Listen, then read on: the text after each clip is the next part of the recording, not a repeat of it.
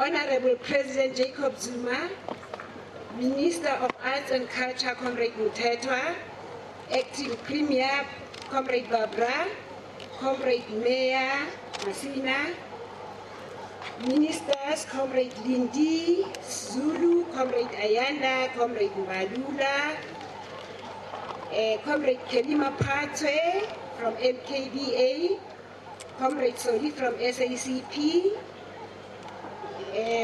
Comrade the Tambo family and the Ngobi family, all protocol observed. Today is 24 years since Chris was assassinated. The ANC has declared 2017 the year of our Tambo and unity in action. And what better man to try and emulate the year of his 100th birthday. We are also celebrating the declaration of the grave of Chris and the Chris Hani Memorial and Walk of Remembrance as National Heritage Sites by the Department of Arts and Culture. As Hani family, we are humbled and honored by this gesture of our government led by President Zuma. Comrades Nati, Ralebuha, Hahulu. This would not have happened if it were not for Ekurhuleni Mayor, Comrade Mzwandile, and his comrades in the municipality. They have worked tirelessly to make sure that the contribution that Chris made is not forgotten. Viva Ekurhuleni!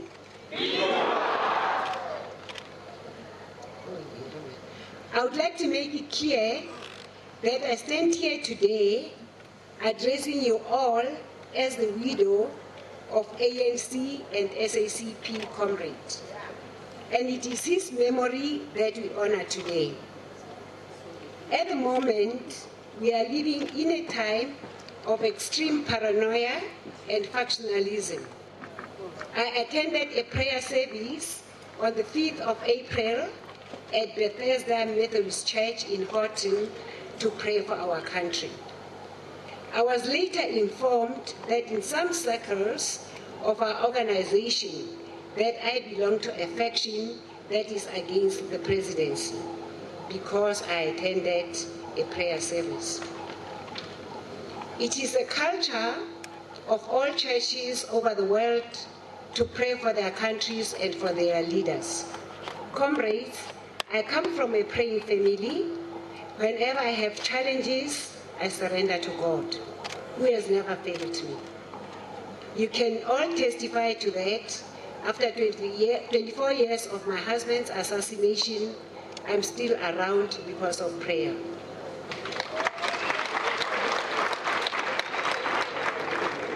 The scripture that is read in churches to pray for our leaders is in 1 Timothy chapter 2, verses 1 to 2.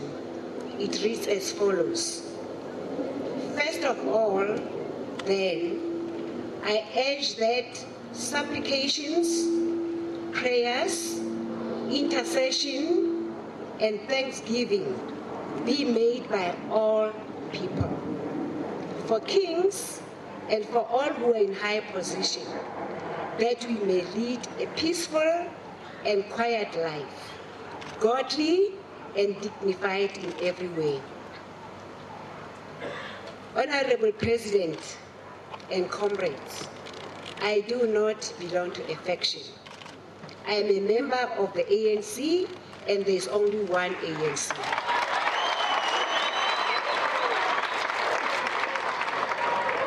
I refuse to play in the hands of those who ask, what would Chris say today? I cannot answer that question. What I do know is Chris was a loyal, disciplined, and responsible ANC cadre.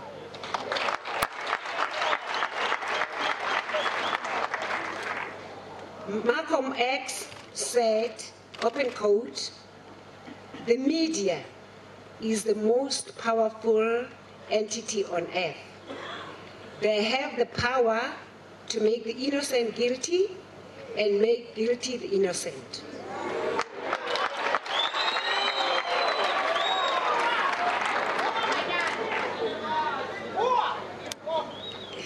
And that is their power because they control the minds of the masses.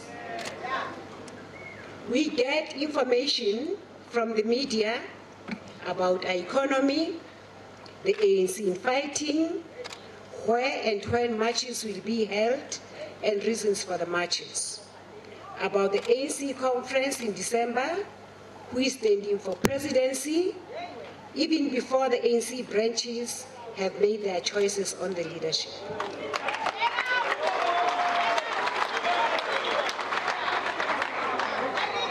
Malcolm X also said, open quotes, if you form a habit of taking or believing what someone says about something without checking it out, you'll find that other people will have you hating your friends and loving your enemies.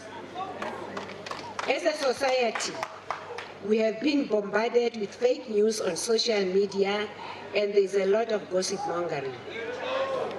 We all have to be aware of what is happening around us to be able to sift the content of what we are fed as news. South Africa is a democratic country. People have the right to express themselves, freedom of speech, freedom to march, freedom of association, and many other freedoms enshrined in our Constitution. Sir Winston Churchill said the following, open quote, some people's idea of free speech is that they are free to say what they like. But if anyone says anything back, that is an outrage. Several women have been raped by a taxi driver in Soweto, and another woman in the West Rand was raped and killed together with her boyfriend. There was no civil march to taxi association.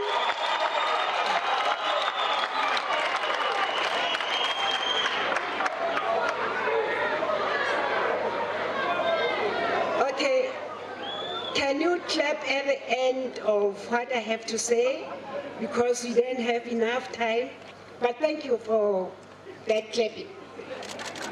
There was no civil society to march to taxi association to demand justice for the raped women.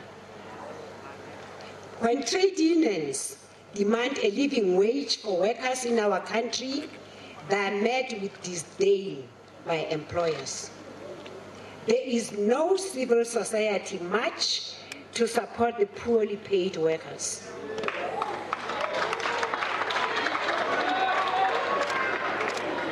When the tragedy at SABC occurred and over 100 people died, the health ombudsman released his findings, which were devastating. There was no civil society march. I mention the above incidents not to tell people when or how to react to inequalities, but I feel there is disconnect within society of when to stand together. This being OR 100th birthday, I have been reflecting on the type of leader he was. I was one of the privileged to have OR in my life during the painful days of apartheid.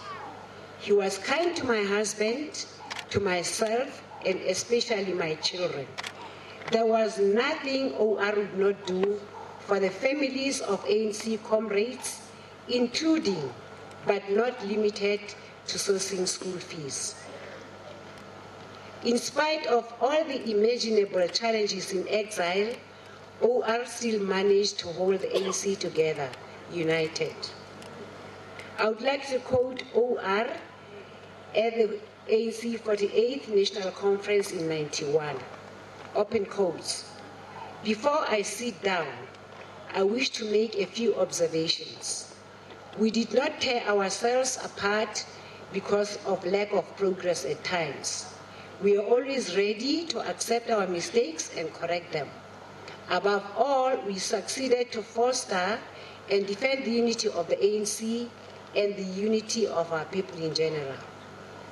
Even in bleak moments, we are never in doubt regarding the winning of freedom. We have never been in doubt that the people's cause shall triumph, close quotes.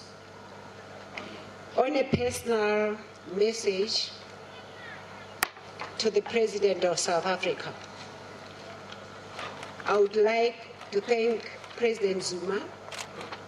As you all know, my youngest daughter went through cocaine addiction. And I want to tell South Africa that I was able to go through this long journey. Guess why? Because Comrade Zuma became a brother to me, a father to my child. This journey, without his support, he was a pillar of strength. It wouldn't have been an easy journey.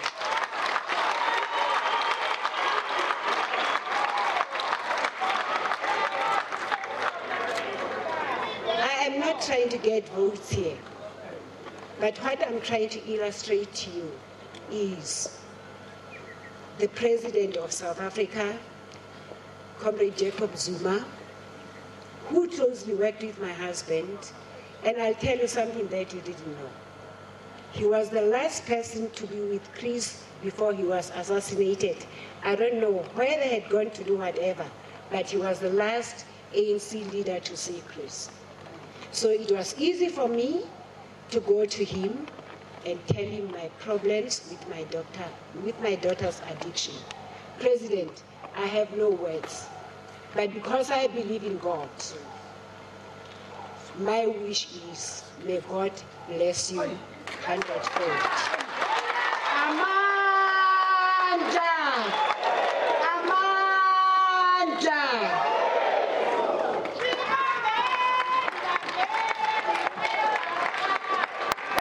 Thank you very much, Comrade.